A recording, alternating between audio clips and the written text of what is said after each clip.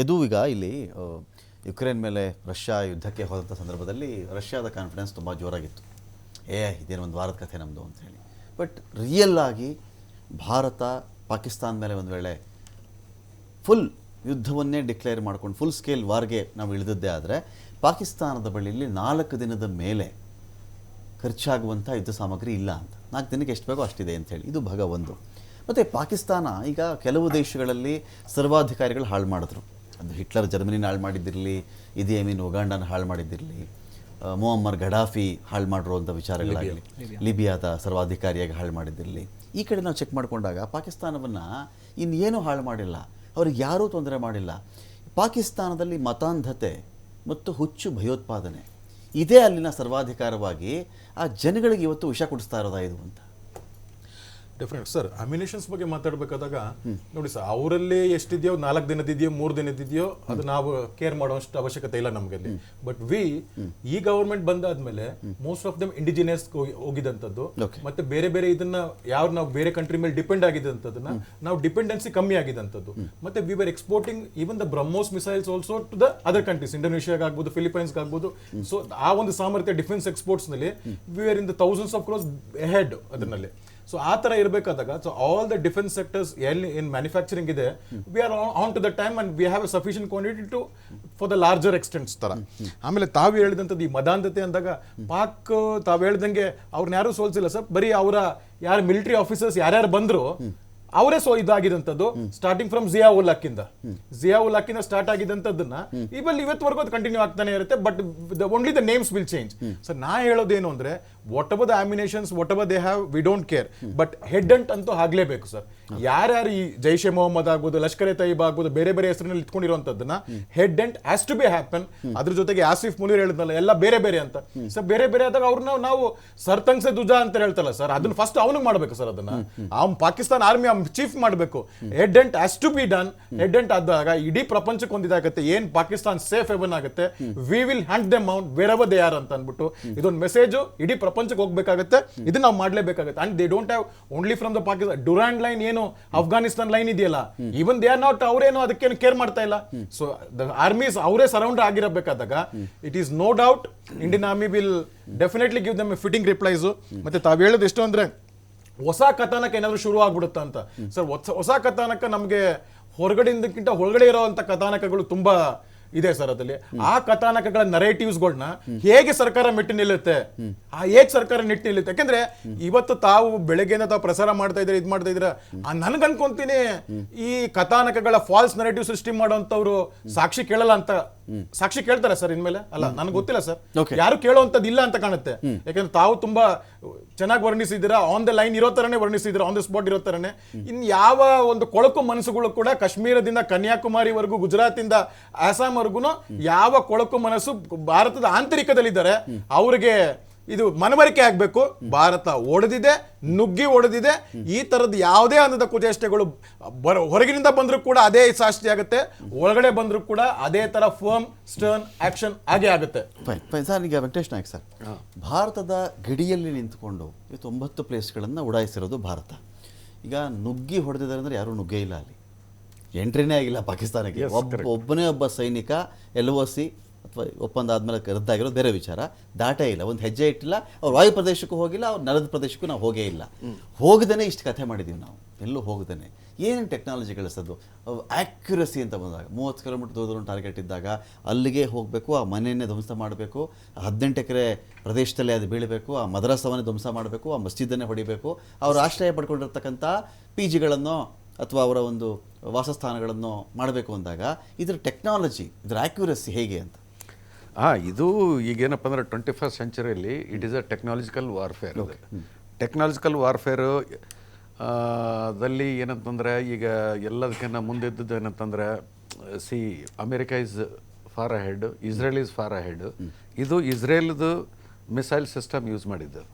So that shows that how accuracy ಏನಪ್ಪ hammer and scalp ಅಂತಕ್ಕೊಂದು missile system. ಅಂದರೆ ಆತ್ಮಾಹುತಿ ಡ್ರೋನ್ಗಳನ್ನು ಕೂಡ ಬಳಸಿದ್ದಾರೆ ಅಂತ ಕೇಳ್ಪಟ್ಟೆ. ಆತ್ಮಾಹುತಿ ಡ್ರೋನ್ಗಳು they have not given weaponry details press ಬ್ರೀಫ್ದಲ್ಲಿ ಬಂದಿಲ್ಲ. ಇದು ನಾವು ಎಲ್ಲ ಏನಪ್ಪ ಅಂದ್ರೆ ಸುಮ್ಮನೆ ಊಹೆ ಮಾಡ್ತಾ ಇದ್ದೀವಿ.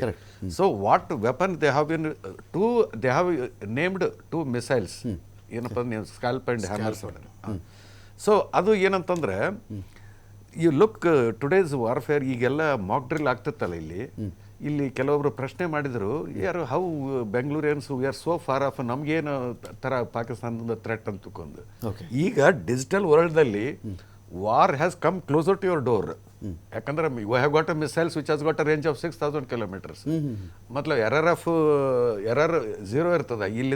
ಇಲ್ಲಿ ಟ್ರಯಲ್ ಎಲ್ಲ ವೆಪನ್ಸ್ ಮಿಸೈಲ್ಸ್ ಟ್ರಯಲ್ ಆಗಿಬಿಡ್ತಲ್ಲ, ಡ್ರೋನ್ಸ್ ಟ್ರಯಲ್ ಆಯ್ತು, ಮಿಸೈಲ್ಸ್ ಟ್ರಯಲ್ ಆಯ್ತು, ಅದು ಟಾರ್ಗೆಟ್ಸ್ ಮೇಲೆ pin pointed targets with no ಏನಪ್ಪ ಸಿವಿಲಿಯನ್ ಕ್ಯಾಜುವಲ್ಟೀಸ್. ಓಕೆ, ಅಂದಾದೊಂದು ಏನಾದರೂ ಗೈಡೆನ್ಸ್ ಸಿಸ್ಟಮ್ ಫೇಲ್ ಆಗಿ ಯಾವುದಾದ್ರೂ ವೆಂಕಟೇಶ್ ಸರ್ ಅದನ್ನೇ ಯೋಚನೆ ಮಾಡ್ತಿದ್ದೆ. ಭಾರತ ಇದೇ ಮನಸ್ಸು ಮಾಡಿದ್ರೆ ಬೆಳಗಿನ ಜಾವ 8 ಗಂಟೆಗೆ ಹೊಡಿಬೋದಾಗಿತ್ತು. ಬೆಳಗ್ಗೆ 11 ಗಂಟೆ 11 AM ಮಾತಾಡ್ತಾ ಇದ್ದೀನಿ ನಾನು.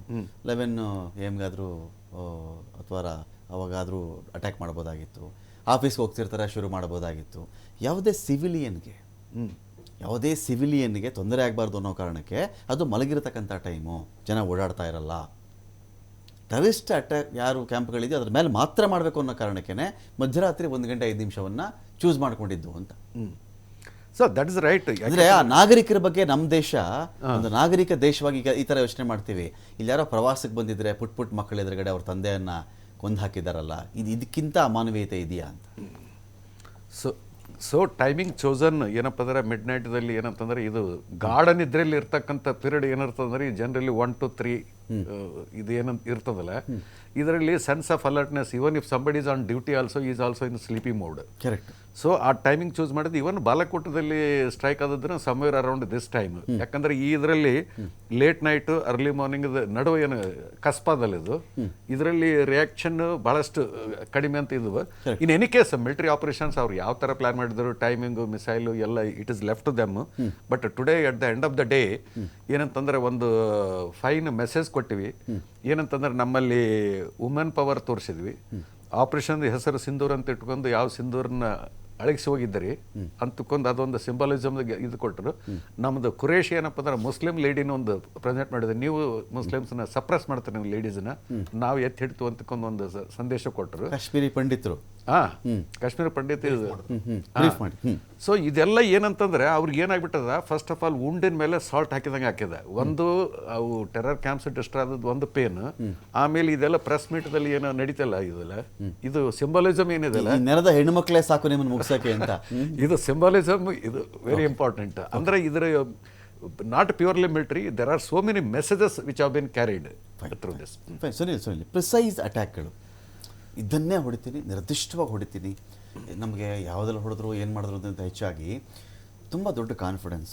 ಇವತ್ತಿನ ಈ ಒಂದು ಉಗ್ರಗಾಮಿಗಳ ಮೇಲಿನ ದಾಳಿ ಇದೆಯಲ್ಲ, ಇದೊಂದು ಬರೀ ಒಂದು 9 ಪ್ರದೇಶ, ಅಲ್ಲಿದ್ದಂಥ ಒಂದು 80ರಿಂದ 100 ಜನ ಉಗ್ರಗಾಮಿಗಳು, ಅದಕ್ಕಿಂತ ಜಾಸ್ತಿ ಜನ ಉಗ್ರಗಾಮಿಗಳು, ಒಂದಷ್ಟು 18 ಎಕರೆ ಪ್ರದೇಶನೋ, ಇದೆಲ್ಲ ವಿಚಾರ. ಇವತ್ತು ಭಾರತದ ಸೇನೆ ಈ ದೇಶಕ್ಕೊಂದು ಕಾನ್ಫಿಡೆನ್ಸ್ ಕೊಟ್ಟು ಈ ದೇಶದ ಅನೇಕ ನಾಗರಿಕರು ರೋಡಿಗೆ ಬಂದು ಪಟಾಕಿ ಹೊಡೆಯೋ ಆ ಸಂಭ್ರಮ ಇದೆಯಲ್ಲ, ಅದು ಬರೀ ಸಂಭ್ರಮ ಅಲ್ಲ, ಅದೊಂದು ಆತ್ಮವಿಶ್ವಾಸ. ಅದು ಮೇಲ್ನೋಟಕ್ಕೆ ಸಂಭ್ರಮ ಥರ ಕಾಣಿಸುತ್ತೆ, ಒಳಗಡೆ ವಾವ್ ಕೊನೆಗೂ ಕೊಟ್ಟವಲ್ಲ ಅವ್ರಿಗೆ, ಇದಾಗಬೇಕಾಗಿತ್ತು, ಇದು ಅವಾಗವಾಗ ಆಗಬೇಕಿದು, ಆ ಆತ್ಮವಿಶ್ವಾಸ ಇದೆಯಲ್ಲ, ಇದೆಲ್ಲ ಹೇಗೆ ಇವತ್ತಿನ ಟೆಕ್ನಾಲಜಿ ವೈಸ್ ನಾವು ಮಾತಾಡೋದಾದರೆ?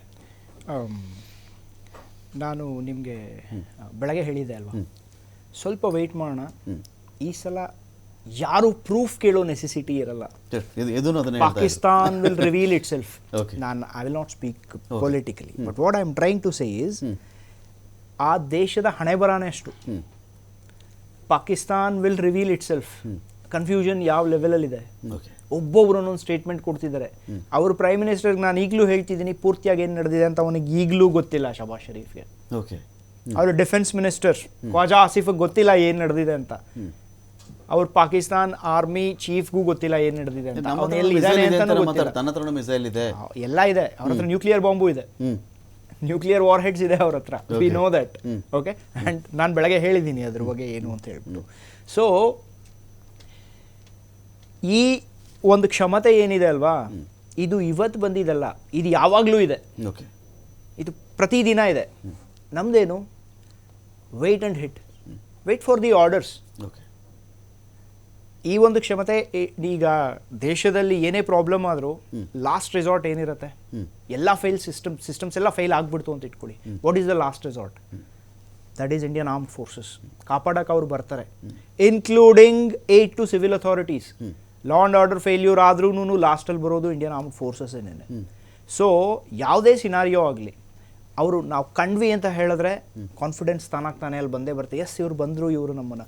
ಎಕ್ಸಾಂಪಲ್, ಆವತ್ತು ಅಟ್ಯಾಕ್ ಏನು ನಡೀತು ಅಲ್ಲಿ ಟೂರಿಸ್ಟ್ಗಳ ಮೇಲೆ ಪಹಲ್ಗಾಮಲ್ಲಿ, ಇಂಡಿಯನ್ ಆರ್ಮಿ ಅವ್ರು ಬಂದ ತಕ್ಷಣ ಜನದ ರಿಯಾಕ್ಷನ್ ಹೇಗೆ ಚೇಂಜ್ ಆಯಿತು. You have the videos.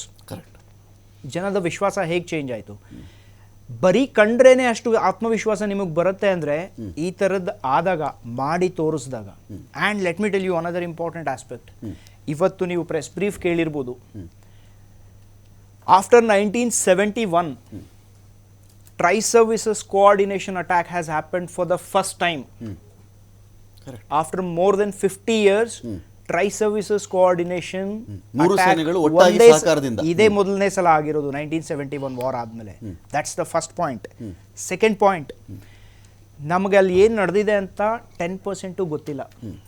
ಆ ಪರದೆಗಳು ನಿಧಾನವಾಗಿ ಬಿಚ್ಚುತ್ತಾ ಹೋಗುತ್ತೆ. ಓಕೆ ಅಟ್ಯಾಕ್ ಮಾಡಿದ್ದೀವಿ, ಅಲ್ಲಿ ಡಿಸ್ಟ್ರಕ್ಷನ್ ಆಗಿದೆ, ಅಲ್ಲಿಂದ ಏನೋ ರಿಪೋರ್ಟ್ ಬರ್ತಾ ಇದೆ, ಒಪ್ತಾರೆ ಒಪ್ಪಲಿಲ್ಲ ಅದೆಲ್ಲ ಬೇರೆ, ಬಟ್ ಆಗಿದೆ ಅನ್ನೋದಂತೂ ನಿಜ.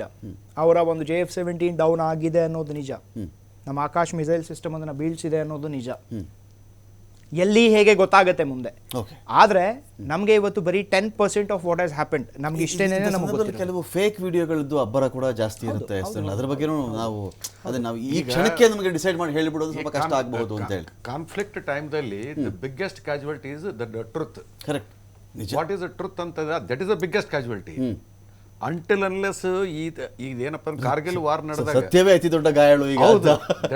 ಓಕೆ, ಸಂಘರ್ಷದ ಸಂದರ್ಭದಲ್ಲಿ ಸತ್ಯವೇ ಅತಿ ದೊಡ್ಡ ಗಾಯಾಳು ಅಂತ. ಅದೇ ಕಾರಣಕ್ಕೋಸ್ಕರ ನಾನು ಹೇಳಿದ್ದು, ಈ ಜನದಿಂದ ಏನು ನಾವು ಎಕ್ಸ್ಪೆಕ್ಟ್ ಮಾಡ್ತೀವಿ ಅಂತ ನೆನ್ನೆ ಡಿಬೇಟಲ್ಲಿ ನೀವು ಕೇಳಿದಾಗ ನಾನು ಅದಕ್ಕೆ ಹೇಳಿದ್ದು. ಓಕೆ, ಅಡ್ಮಿನಿಸ್ಟ್ರೇಷನ್ ಹೇಳೋದನ್ನ ಬಿಟ್ಟು ಓಕೆ, ಇನ್ನೇನು ಕೇಳ್ಬಿಡಿ. ಓಕೆ, ಬರೀ ಅಡ್ಮಿನಿಸ್ಟ್ರೇಷನ್ ಏನು ಹೇಳುತ್ತೆ ಅದೇ ಸತ್ಯ. ಅಫಿಷಿಯಲ್ ಇನ್ಫಾರ್ಮೇಶನ್ ಮಾತ್ರನೇ ಸತ್ಯ, correct. Not what floats on social media. ಇದು ಗೊತ್ತಿರಬೇಕು. ಈಗಲೂ ಅದನ್ನೇ ಹೇಳ್ತಿದ್ದೀನಿ, don't let truth B the casualty. Fine fine. ಸತ್ಯ ಗಾಯಾಳು ಆಗಬಾರ್ದು ಅಂತ. ಹೌದು ಸರ್, ಕರೆಕ್ಟ್ ಸರ್. ಆದ್ರೆ ಸರ್ ಇಲ್ಲಿ ಇನ್ನೊಂದು ಪಾಯಿಂಟ್ ಸರ್, ಅಲ್ಲಿ ಈಗ ಯಾವಾಗ್ಲೂ ವಿಕ್ಟಮ್ ಕಾರ್ಡ್ ಅಂತ ಇಂಟರ್ನ್ಯಾಷನಲ್ ಇದರಲ್ಲಿ ನಾವು ಗೊಳೋ ಅಂತ ಆಡ್ಕೊಂಡು ಕುತ್ಕೊಂತಾರಲ್ಲ ಸರ್. ಇವತ್ತು ಭಾರತ ಕೊಟ್ಟಿರೋ ರಿಪ್ಲೈಸ್ ನಲ್ಲಿ ಈಗ 2 ಆಫೀಸರ್ಸ್ ಗಳು ಏನ್ ಹೇಳ್ತಾರೆ, ಅವ್ರ ಧರ್ಮದ ಬಗ್ಗೆ ಹೇಳ್ತಾರೆ, ಅದಕ್ಕೊಂದು ಉತ್ತರ ಕುರೇಶಿ ಅವರು ಇದ್ ಮಾಡಿದಂತದ್ದು. ಸ್ತ್ರೀಗಳ ಬಗ್ಗೆ ಹೇಳಿದಾಗ ವಿಂಗ್ ಕಮಾಂಡರ್ ಅವ್ರು ಕೊಟ್ಟಿದಂತದ್ದು. ಆಮೇಲೆ ಇನ್ನೊಂದು ಹೇಳ್ತಾರೆ, ಕಾಶ್ಮೀರಿ ಪಂಡಿತ್ ಬ್ರೀಫ್ ಮಾಡಿದ್ರಲ್ಲ, ದಿಸ್ 3 ಆರ್ ದ ವಿಕ್ಟಮ್ಸ್. ನಿಮ್ಮ ಒಂದು ಇದಕ್ಕೆ ದಿಸ್ 3 ಆರ್ ದ ವಿಕ್ಟಮ್ಸ್. ಇವತ್ತು ಈ 3 ವಿಕ್ಟಮ್ ಕಾರ್ಡ್ಸ್ ಏನಿದ್ದಾರೆ, ಆ ವಿಕ್ಟಮ್ ಕಾರ್ಡ್ಸ್ ಬಂದು they are on the international media and telling the world victims ಆಗಿದ್ರು ಕೂಡ ಭಾರತದಲ್ಲಿ ನಾವು ಹೇಗಿದ್ದೀವಿ, ನಮ್ಮ ಸ್ಥಿತಿಗತಿ ಏನು, ಅಂಡ್ ಭಾರತ ನಮ್ಗೆ ಯಾವ ರೀತಿ ಸ್ಥಿತಿಗತಿ ಕೊಟ್ಟಿದೆ, ನಾವ್ ಎಲ್ಲಿ ಮಾತಾಡ್ತಾ ಇದೀವಿ ಅಂತ ಅಂದ್ಬಿಟ್ಟು. ಸೊ ದಿಸ್ ಇಸ್ ವಾಟ್, ನಿಮ್ಮ ವಿಕ್ಟಮ್ ಕಾರ್ಡ್ ನೀವು ಪ್ಲೇ ಮಾಡೋದಲ್ಲ. ಈ ವಿಕ್ಟಮ್ ಕಾರ್ಡ್ಸ್ ನಲ್ಲಿ ಭಾರತ ಇಂಥ ಜನರನ್ನ ನಾವು ಸಬಲಗೊಳಿಸಿದೀವಿ, ಅವರು ಮುಂದಕ್ಕೆ ಬಂದಿದ್ದಾರೆ. ನೀವೆಲ್ಲಿದ್ದೀರಾ? ನೀವೆಲ್ಲ ಮತ್ತೆ ತಾವು ಬೇರೆ ಪ್ರೆಸಿಷನ್ ಗೈಡೆಡ್ ಬಗ್ಗೆ we have got a very good precision guided missile sir ಅದರಲ್ಲಿ, and we have got AWACS which is indigenously design by us from ಬೇರೆ ಇನ್ಸ್ಟಿಟ್ಯೂಟ್ಸ್ ಇದರಲ್ಲಿ. ಅಂಡ್ ಅವ್ರ ಏರ್ ವಾರ್ನಿಂಗ್ ಸಿಸ್ಟಮ್ಸ್ ಹೇಗಿದೆಯೋ ಗೊತ್ತಾ, ಅವ್ರು 1 ಗಂಟೆ 5 ನಿಮಿಷಕ್ಕೆ ಅಂದಾಗ ಅದೇನಂತ ಸರ್ ಗೊತ್ತಿದೆ, ಅದು ಬ್ರೀಫ್ ಆಗಿ ನಾವು ಇಲ್ಲಿ ಹೇಳುವಂಥದ್ದು. ಬಟ್ ಯಾಕೆ ಅದೇ ಟೈಮ್ ಬ್ರೀಫ್ ಅಂತ there is a secrets behind that ಅಂತ ಅಂದ್ಬಿಟ್ಟು ಇನ್ನೊಂದಿನ ಮಾತಾಡೋಣ sir. Fine, thank you Yadu Kumar, thank you Sunil, thank you Venkatesh Nayak sir. ಸಾಕಷ್ಟು ವಿಷಯಗಳ ಬಗ್ಗೆ ಮಾಹಿತಿ ಕೊಟ್ಟಿದ್ದೀರಿ. ಪಾಕಿಸ್ತಾನಕ್ಕೆ ಇದನ್ನು ಇವತ್ತಾದರೂ ಇದನ್ನೊಂದು ಪಾಠ ಅಂದ್ಕೊಂಡು ಈ ಪಾಠವನ್ನು ಕಲಿತುಕೊಂಡ್ರೆ ಪಾಕಿಸ್ತಾನದ ಮುಂದಿನ ತಲೆಮಾರುಗಳಿಗೆ ಒಳ್ಳೆಯದು. ಅವ್ರ ಪಾಡಿಗೆ ಅವರಿದ್ದು ಚೆನ್ನಾಗಿ ಬದುಕಲಿ, ಚೆನ್ನಾಗಿರಲಿ, ನೋ ಇಶ್ಯೂ. ಪದೇ ಪದೇ ಇಂಡಿಯಾಕ್ಕೆ ಬರೋದು, ಇಂಡಿಯಾ ಕೈಯಲ್ಲಿ ಕೋಲ್ ಕೊಟ್ಟು ಬಿಡೋದು, ಕೋಲ್ ಕೊಟ್ಟು ಹೊಡೆಸ್ಕೊಳ್ಳುವಂಥ ಕೆಲಸ ಬೇಡ ಅವ್ರಿಗೆ. ಇದನ್ನು ಪಾಠ ಅಂತ ಪರಿಗಣಿಸಿದ್ರೆ, ಎಲ್ಲ ಸೇಡು ದ್ವೇಷ, ನಾನು ಮತ್ತೆ ಏನೋ ಮಾಡ್ತೀನಿ, ಇನ್ನೊಂದಷ್ಟು ನರ್ಸರಿ ಓಪನ್ ಮಾಡಿಬಿಡ್ತೀನಿ ಅಂತ ಹೇಳಿದ್ರೆ, ಇವರು ನರ್ಸರಿ ಓಪನ್ ಮಾಡ್ತಾನೆ ಇರಲಿ, ನಮ್ಮಲ್ಲಿ ಮಿಸೈಲ್ಸು ಓಪನ್ ಆಗ್ತಾನೆ ಇರುತ್ತೆ ಅಂತ ಹೇಳ್ತಾ ಡಿಬೇಟ್ ಮುಗಿಸ್ತಾ ಇದ್ದೀನಿ. ನಮಸ್ಕಾರ.